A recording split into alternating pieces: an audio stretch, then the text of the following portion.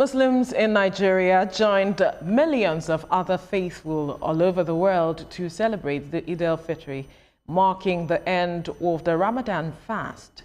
The Sultan of Sokoto and President General of the Nigeria Supreme Council for Islamic Affairs, Dr. Sa'ad Abubakar III, urged the Muslims to uphold the lessons learnt during Ramadan and sustain their prayers for peace across the country. Joining us for this conversation is a lecturer in the Department of Accounting, Faculty of Management Sciences, University of Lagos, Mohammed Ajagbe. Good morning. It's good to have you join us. Thank you. And Barka de Saleh. Thank you. Taqabbal Allah minna wa minkum. Meaning that may Allah accept it from you and us. All right. Yeah. Now, talk to us about the essence of this fast and the lessons in it. Okay. First of all, Allah subhanahu wa ta'ala told us in Quran chapter 2, verse 183, that He has enjoyed fasting upon the believing people, just as He has done so over those previous nations, لَعَلَّكُمْ تَتَّقُونَ, so that you can attain a state of piety. So the meaning of at-taqwa is actually to ward off evils, to shun away all illicit activities, illicit affairs, and so many other evil things that you can do to yourself, to your immediate environment, to the society at large. That's the meaning of piety. Meaning that when we fast, the actual essence of fasting is that you attain a state of spiritual development to the extent that it will be very difficult for you to even harm yourself, talk more of harming others. That is the real essence of fasting. Then it is now the reward we expect from Allah subhanahu wa ta'ala, because when you fast, inshallah, you are going to get reward for it. But the real essence is la'allakum tattaqun, so that you can attain the state of piety. Then when we fast like that, from the time we start to the end, Allah subhanahu wa ta'ala commanded us that we should celebrate. وَلِتُكْمِلُوا الْعِدَّةَ وَلِتُكَبِّرُوا اللَّهَ عَلَى مَا هَدَاكُمْ وَلَعَلَكُمْ تَشْكُرُونَ. So that when you complete the assigned number of days for fasting, you celebrate, you glorify the names of Allah subhanahu wa ta'ala, and you give thanks to Him. So meaning that the day of Eid is a day for celebration, a day to rejoice, to give thanks to Allah subhanahu wa ta'ala that gave you the opportunity to participate in this highly rewarding activity of fasting for the whole month of Ramadan. So when you do so, you rejoice with yourself, you rejoice with your immediate family, you rejoice with your community. As you can see, you don't celebrate Eid in your house. You go far to the very open land where many people will be able to gather at a point. Initially, in your various locality, in your various masjid, which is mosque, you go there, you pray 5 times a day. On every week, Friday, you gather in a larger or bigger mosque. But on the day of Eid, you go to a very wide expanse of space where so many people will gather at a time, regardless of your ethnic background, regardless of your social status, regardless of who you are in the community. All of you will come to that place to rejoice together. So this is the essence, is to foster a kind of a global citizenship among Muslims throughout the world. That is why you see that we all celebrate the Eid the same day, just as we fast the same month. So this is the essence of it. Right. Now, something I have been curious about this for a while now. Okay. Apart from the Ramadan month, Yeah. do Muslims fast outside that month for one reason or the other? Yeah, we have. You know, the month of Ramadan, there are 12 months, just like we have in the Gregorian calendar. There are 12 months in Islam recognized by Allah subhanahu wa ta'ala. One of those months is Ramadan, which is the 9th month. Now, aside from that one, which is the compulsory one that you must fast, you can engage in voluntary fasting. Okay. For instance, the Prophet sallallahu alaihi wasallam encouraged us to always fast on a Monday, and he did fast it. On Thursdays, he did fast it. Then we fast, especially we have finished Ramadan and we are now in the month of Shawwal. So the Prophet encouraged us to fast 6 days. It is voluntary. If you have the ability to do so, you fast, but it is highly rewarding. We fast on the day of Arafah, which is the 9th day of the 12th month of Islam, just a day before Eid al-Kabir, the next celebration. Then there are some other days like that, that you do voluntary fasting. All these you do them voluntarily. Maybe you seek something, you seek the pleasure of Allah. You are targeting some things and you want Allah to assist you. So when you do what He likes, so you can also request whatever you want from Him. So that is the essence of all this voluntary fasting. Wow, interesting development. The thing is, one thing I noticed during the fasting period is that people exhibit lots and lots of kindness. They try to be honest in everything that they do. So many other lessons that have been learned during this month of, during the month of Ramadan. How do you think, for the Muslim faithful and those who are non-Muslims but have friends, like my colleagues here, how do you think they can imbibe that culture and spirit of which they've imbibed during the month of Ramadan, and that should live with them far and beyond? All right, so that is why we always say, let whatever you have learned in the Ramadan be taken beyond the month of Ramadan. So during Ramadan, it's a period of self-awareness where everybody will just to attain certain level of piety or the other. At least you even want to outsmart others by engaging in a lot of highly rewardable acts. So when we have done this during Ramadan, we don't expect that you limit that to the month of Ramadan. It is expected that you carry all those over to the remaining month. Remember, Ramadan is just 1 out of 12, which is just about 8.3% of the year itself. So what you learn is like a school of learning. So when you learn something, you are expected to go and practicalize it. So that is theory. It's like you have gone through the theory. Now the practical aspect of it is that whatever you have learned during Ramadan, you like to give charity. As if, even if you don't have, you will strive to make sure that you give something, because you know it is highly rewardable. The reward is not limited to Ramadan, although the level of reward you get in Ramadan may be more than other, but it is not limited to it. So act of kindness is not limited to a particular time. It's not limited to a particular month. It has to be throughout the year. So once Ramadan is no more, let us continue in the act of kindness that we have learned, in our act of devotion. During Ramadan, you see people trooping to mosque as if that is the only month they are supposed to pray in the mosque. It is during that time you see a lot of them reading Quran as if that is the only time, although that is the month of Quran, but you should read other. So the same way, the act of kindness you have cultivated during Ramadan, take it beyond the period of Ramadan so that the society can be better for it. That is the essence of it. Now, the next question I'd like to ask is the significance of the sighting of the moon, because there's always the question of the need to sight the moon to determine when the fast will end. And for some persons, it is like the fast has to end at the 30th day, whether moon is sighted or it is not sighted. There was one post that someone put up on social media saying, I see the moon see me, God bless the moon, and God bless me. So whichever way, whether the moon is sighted or not, my fast ends at a particular time. Talk to us about that. In Islam, our act of ibadah, which is act of worship, they are majorly, most of them are tied to sighting the moon. So Allah subhanahu wa ta'ala says, even in Quran chapter 2:183, I've quoted, says, وَمَنْ شَهِدَ مِنْكُمْ شَهَرًا. Whoever is alive and witness the appearance of Ramadan, then should fast it. So it's not only Ramadan fasting that we use moon as the basis of commencement, or there are some other activities in Islam. For instance, if, may Allah forbid, if somebody dies and a woman wants to do the period of waiting period, we call it iddah, waiting period. So it is the moon that you still follow. If you want to go for Hajj, you have to sight the moon of Sul-Hijjah, which is the 12th month, before we say, okay, the next so day will be the day of Hajj, and so on and so forth like that. So many activities that we do in Islam actually has to do with sighting of the moon. The Prophet ﷺ said, Sumu li ruhiyatihi wa aftiru li ruhiyatihi. For you to commence Ramadan, you have to sight the moon, the crescent. Then for you to stop fasting, you have to sight the moon. But sighting the moon at the beginning of Ramadan means that the month of Sha'ban, when it is 29, you search for the moon. So it's something that can appear anytime.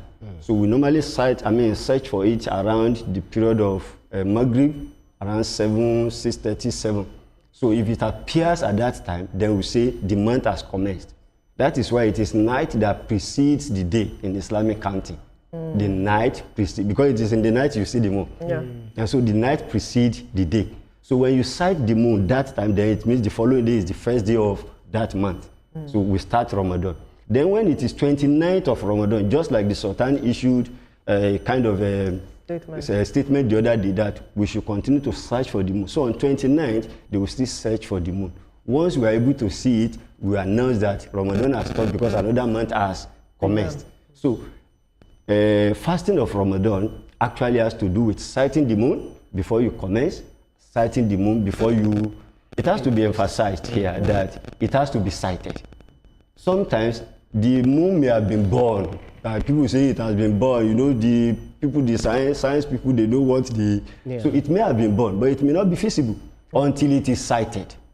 Again, is that commencement of Ramadan and termination of Ramadan has to do with sighting the moon. You see it, not that you calculate and say, okay, because of my calculation, so day. You now choose a day before the actual sighting of the moon. You don't do that, because if you do that, you'll be going contrary to the prescription of Islam. It has been long established in Islamic jurisprudence that it is by sighting, not by calculation. Interesting. By sighting, not by calculation. As a fallout to her question, all right. Is it every Muslim that can sight the moon, or are there particular people that are supposed to sight it? That's number one. Number two, who is not qualified to fast, even as a Muslim? As a Muslim. Thank you for the first question. Anybody at all can sight the moon. Anybody at all can sight the moon. So it depends on whoever Allah wants to see it. Because at the very day when the moon appears, it will be very tiny. You can hardly see it. So only few people will see. That is why today they are using a lot of equipment to assist in order to see the visibility of the moon. So anybody can sight it. I personally have seen it once. That was in 2007 when I was serving in Yobe State. I saw it personally. So many, since then I've never seen it. And up till now, I've not seen it again. But so many people, so many people, it's anybody. It can be a man, it can be a woman, it can be a young boy, old man, whoever. So, but it's in Nigeria today, the Nigerian Supreme Council for Islamic Affairs have what they call moon sighting committee. So these are the people they will send out to so many strategic places where it is likely that the moon will be more visible than other places, using some sophisticated equipment that will assist their visibility. So whoever can sight it. However, when you sight the moon, it is not your duty to announce. It. So that is where the constitutional authority comes in. So for instance, in Nigeria today, our own authority regulating Islamic affairs is the Sultan of Sokoto. So when you see the moon, there are numbers of phone contact, email addresses of personalities you contact. So these people will now collate all these reports and send to the authority. So it is now the duty of the authority to announce. You can be a scholar, but that does not mean you are the one that is in charge of announcement. So you cannot announce, even though you see it. But Umar radiallahu anhu is a companion of Rasulullah sallallahu alaihi wasallam and one of the greatest scholars of Islam. He said, "Taro an-nasul ilala." People were searching for the moon at a particular point, and I saw the moon. Instead of him to announce to people that I have seen the moon, rather he went to meet the Holy Prophet because he's the authority there. So I informed him. Then the Prophet saw wa amara an-nasu bi siyamihi. The Prophet used that as a basis to fast the month of Ramadan and commanded other people to fast the month of Ramadan. So I can see it, you can see it. But the announcement cannot come from me. That's why you see the Sultan, when he was giving the announcement of recent, he was mentioning places where the moon has been confirmed to have been sighted and the authority in those localities. So people saw the moon around those areas, so they didn't announce. They went to see the emirs of Borno, emirs of this, emirs of that, so they gave them report. Those emirs, they are authority in their own respect, but they are not the authority to announce the moon because they are not the constitutional authority for that Islamic affairs. So they have to collate the report and send to the Sultan and his committee. So it is on that basis the Sultan will now announce. So if you can be whoever you want to be, you can be highly placed in the society, you can be knowledgeable even more than the Sultan of Sokoto. but you are not the authority in this case. That one is so you very have clear. to respect that. It's very clear. As for the second question, some people are not qualified to fast. When you read from Quran 183 to 187, it is stated there, فَمَنْ كَانَ مِنْكُمْ مَرِيضًا, whoever is sick. So during the month of Ramadan, if you are sick, and you know that the type of your illness will not allow you to fast, it will become a burden on you, Allah asks you to rest. Allah safari. If you are a traveler, you are on a journey, because it is considered that journey is like a punishment. You lose a lot of privileges when you are on a journey. So if you know it will be burdensome on you, leave fasting. As at that point in time, when you return, you will repay. The same person, the person that is sick, when you are healed, then you will repay. Somebody who is pregnant, if you fear that it will be burdensome on you to fast with your pregnancy, leave it. Although there are scholastic difference of opinion regarding whether the one who is pregnant will repay or will not repay. Then the one who is breastfeeding, if you fear that the quality of the milk will be affected, the quantity and the quality will be affected during that period, and it will affect the growth and development of the child, you are allowed to break the fast, and at that point in time, eat good food that will give what you want. So things like that, you can, the aged people, you know, they've been fasting before, but as at that point in time, when they become of age, they can no longer cope with the rigor of fasting. So if they cannot be able to cope with it, then they are expected to leave the fasting, although they have something they will do at the end of the day. So a menstruating woman, a woman that is menstruating has, seen her period, monthly flow, is expected to live for the number of days of that. She is supposed to stop fasting. She will repay later. So these are some of the people that are not qualified. And as, of course, fasting is for Muslims anyway. So fast for you have to emphasize that. Yeah. Right. So now talk to us about the importance of authority in Islam, because you tried to explain to us what it means when you see the moon. Even though the moon sees you, you have to report to someone that, yes, both of us have seen ourselves. What is the importance of it? Because now when we're having discrepancies, we're having an authority, established authority, giving the rightful information, and another so-called authority saying, no, this is what we will do, even ahead of days before it's supposed to be cited. What implication does this have on the Islamic faith and the followers of the religion? First of all, in Quran 4, verse 59, Allah says, Ya ayyuhal ladina amanu ati'u Allah wa ati'u rasula wa ulul amri minkum. O you who believe, obey Allah, obey His Prophet, and the constituted authority, those in the position of authority among you. So today we have the president, we have the governor, these are authority. Then regarding Islamic affairs, the Nigeria Supreme Council for Islamic Affairs, headed by the Sultan of Sokoto, is the constituted authority. So Allah commanded us to obey them. The Prophet ﷺ also commanded us to obey them. In fact, he was telling the people of Mecca, Medina that time that you have to obey your leader and follow their instruction. وَلَوْ أَمَّرَ عَلَيْكُمْ عَبْدٌ أَبَشِيٌّ. Even if an Ethiopian servant had to become your leader, obey and follow his instruction. So in this case, Sultan is not a servant anyway, he's a freeborn person. He's a constituted authority in Nigeria. So we have to follow and obey his instruction. Why? Because they are not doing this thing through their whims and caprices. They follow a lot of procedures. Look at the number of committee, eminent personalities on the committee of NSCIA with their phone numbers, and some scholars, professors, technocrats, so many people there. So all these people, you cannot say that what they have done is wrong. So they've tried their best. There could be mistake, we are human. So there could be mistake, but at least they've put in some procedures that once they feel that they followed it to the letter, inshallah, whatever they do, Allah will accept it. So that is one. Now when you now see the moon, you inform them. It is their own duty to announce, not your duty. As for the tradition of somebody telling us ahead of time that Ramadan is going to be 30 days, it's going to be 29 days. We are going to 30 or 29. We are going to start it so day, we are going to end this so day. That is not allowed in Islam, because you are creating disunity. You are directly telling Allah that what you have told us, we will not follow it. That is what you are saying. Look at what we said here. Ibn Umar radiallahu anhu is a great scholar, a Sahaba, a companion of the Prophet. He saw the moon. He informed him. He didn't calculate. He saw it and he informed the Prophet. So the person that has announced, maybe before commencement of Ramadan or when Ramadan will end, where did he see the moon? Where? So with what equipment? What is the level of your own knowledge that others do not have? These all eminent personalities that they do not have. Again, is that must Ramadan be 30? Must it be 30? It's not supposed to be. The Prophet ﷺ told us that he was talking to his Sahaba. He said, Ashahru hakaza, wa hakaza, wa hakaza.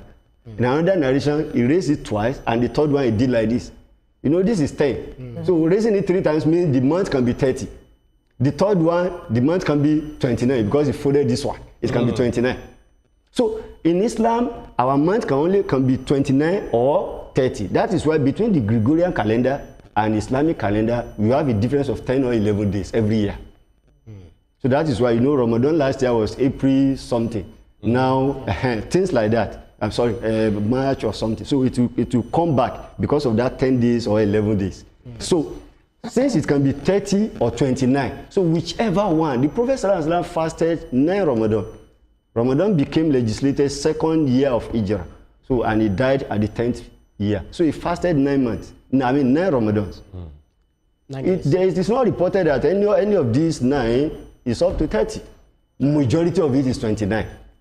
So he's told us that Sha'ra Eid, as for the 2 months of Eid, which is the Ramadan and Dhul Hijjah, he said, La yankuson, whether they are 30 or 29, in terms of days, they may be reduced, but the reward will not be diminished. So what is your problem? If your Ramadan is 29 or your Ramadan is 30, whichever one it is, Allah will give you your reward. The most important thing is that you fast with sincerity and you follow the commandment of Allah and that of His Rasul. That is the most important thing. Now, speaking of reward, is there a possibility that some persons could lose it after the Ramadan? Because there are some persons who feel that that period was so stringent, and when the fast is over, they let loose. Yesterday, you needed to see some people on the streets of Lagos, and we were wondering what is going on. I mean, fast just ended, and we are seeing different things happening. Is it possible for them to lose their reward? Yeah, because scholars said one of the signs to show that Allah has actually accepted your Ramadan, the ibadah you just concluded, is that you are able to continue all those good deeds after Ramadan. It's a good sign that your Ramadan has been accepted. So by implication, if after Ramadan you went back to your format, just like a dog would do, then it's a sign that you are losing, that Allah did not even accept your devotion then. Meaning that you have something in mind, you are just doing that Ramadan itself for doing sake. You pass through Ramadan, you do not allow Ramadan to pass through you. We had a report yesterday that somebody said, see in my place, that night when they said they've started the moon, somebody consumed 9 bottles of, I don't want to mention the 9 bottles. All they say, after all, Ramadan has ended. So you are waiting. It means during Ramadan is just looking at what will people say. What will people say if I'm drinking now? What will people say? What will people say is not what Allah wants from your Ramadan. So most likely, all these people going back like that, they may not have the reward of the Ramadan that has just been concluded. May Allah assist us and save us from that. After Ramadan, what anybody would expect is that my Muslim friend is going to be friendlier. We are going to integrate a little bit better. Something happened during the Ramadan where one big Muslim cleric went to a hospital and cleared bills of people, including Christians, Muslims, everybody. Let's talk about the humanity that Ramadan encourages. Yeah, like I said, Islam encourages giving charity. And when we say charity, we have zakat. Zakat is a pillar of the religion. You give to Muslims because it has been specified. Among those that you give that zakat is وَلِمُؤَلَّفَةِ قُلُوبُهُمْ. Those people that you expect that when you do good to them, you show kindness to them, perhaps they may accept your faith from that. You know, when you are very good to somebody, the person may likely want to do the things that you normally do for them. So even some things that they will not do ordinarily, they want to do it for you. So these are some of the ways Rasulullah sallallahu alaihi wasallam actually convinced many people to embrace Islam in the first place. So when you are giving charity during Ramadan and you don't consider whether somebody is a Muslim or is a non-Muslim, just like during iftar, joint iftar, joint sahur, and some other, that's pre-dawn meal and the break of fast. So you are doing that without considering the religion, but you consider the fact that this is a human being. Then don't stop that in Ramadan. Carry it forward to the period after, so that the society can benefit from you because you have. So that you have, Allah has given to you, not because of yourself, but because of those who do not have. So please, give to everybody. Sorry, could you repeat that sentence you just said? Because I have been trying to announce, say that sentence over and over to quite a number of people, and see if it's not sinking. And I'm at the point I say, come, is there something wrong with me? I'm so happy that you said that same. Could you just repeat that sentence? What I'm saying is that yes. So that what I'm saying is that Allah has given you the wealth, so that it is because of others, not because of yourself.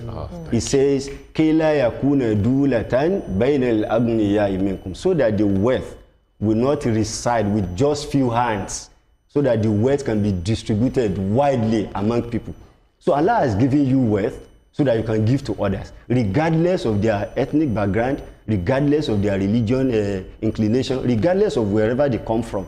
Give. When you give, Allah will continue to give to you. That is the essence of the message of Islam. Wow. Interesting. There's so much to be said, but you have expatiated that aspect, especially emphasizing the lessons of that. If you have wealth, it is not just for you. It is for everyone else. Is that you can bless everyone else. Even the Bible also says that. Thank you so much.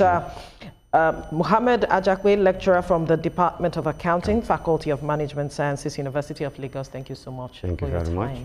Thank you. All right. Still ahead on TVC Breakfast, Governor Fubara